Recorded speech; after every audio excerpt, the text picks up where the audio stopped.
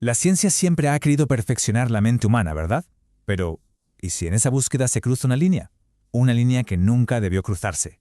Esta es la historia, inspirada en la ambición científica de un experimento que buscaba crear al ser humano perfecto, un ser puramente racional, y que acabó desatando algo mucho más oscuro.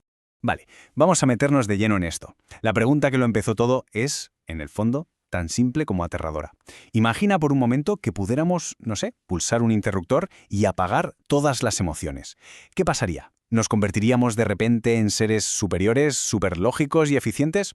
¿O perderíamos por el camino justo lo que nos hace ser quienes somos? A ver, sobre el papel, la idea de los científicos parecía hasta noble. Querían, digamos, mejorar nuestra toma de decisiones. ¿Cómo? Pues eliminando lo que ellos consideraban ruido.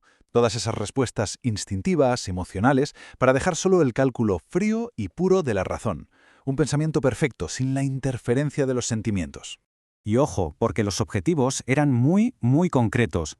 No se trataba solo de quitar un poco de tristeza o de ansiedad, no. La idea era borrar por completo el mapa emocional, que no hubiera miedo para así poder actuar con una audacia total, que no hubiera culpa para no dudar jamás. Y lo más inquietante de todo, que no hubiera límites, ningún tipo de límite. Y claro, la pregunta es, ¿cómo lo hicieron? Porque entender el método es clave para entender el desastre que se avecinaba. No fue algo sencillo, ni mucho menos. Sometieron a los sujetos a un régimen brutal. Aislamiento, pruebas psicológicas llevadas al extremo, todo para intentar de alguna manera desactivar esas partes del cerebro responsables de las emociones.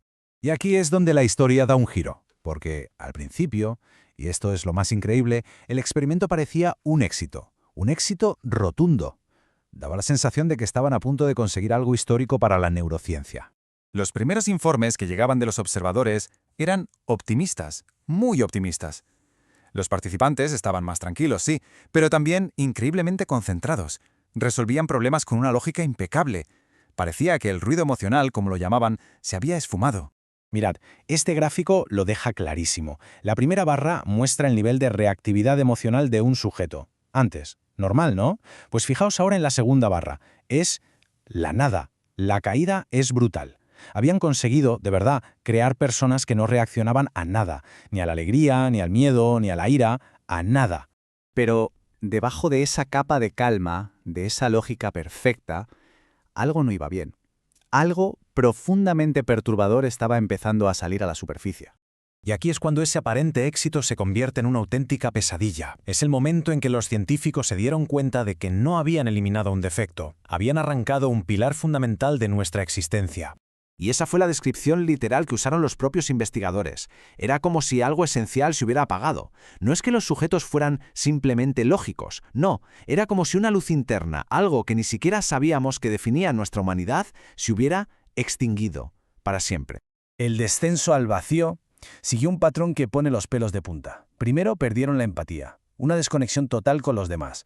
Después, sus decisiones se volvieron de una frialdad absoluta, sin pensar en el impacto humano, en el daño.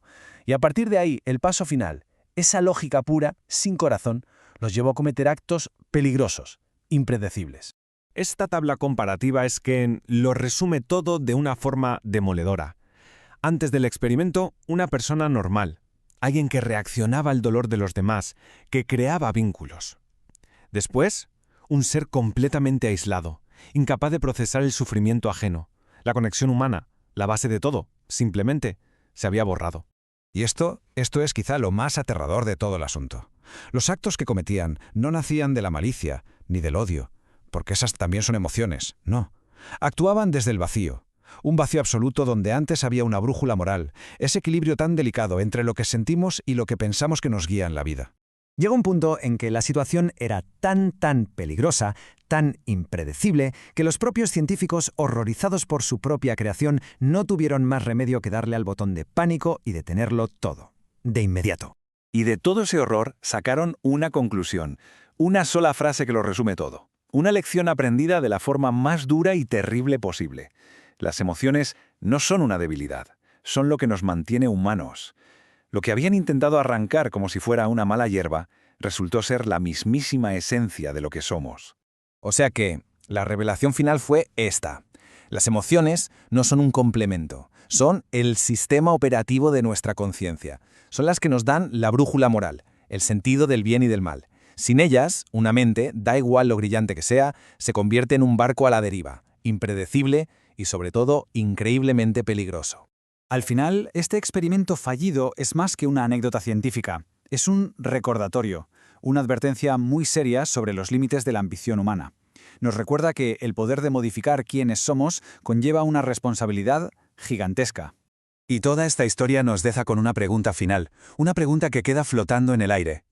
¿Qué significa de verdad ser humano? Si nuestra capacidad para sentir es lo que nos define, ¿en qué nos convertimos cuando ya no sentimos absolutamente nada? Quizás, en el intento de eliminar lo que nos hace daño, corremos el riesgo de perder también todo lo que nos hace ser.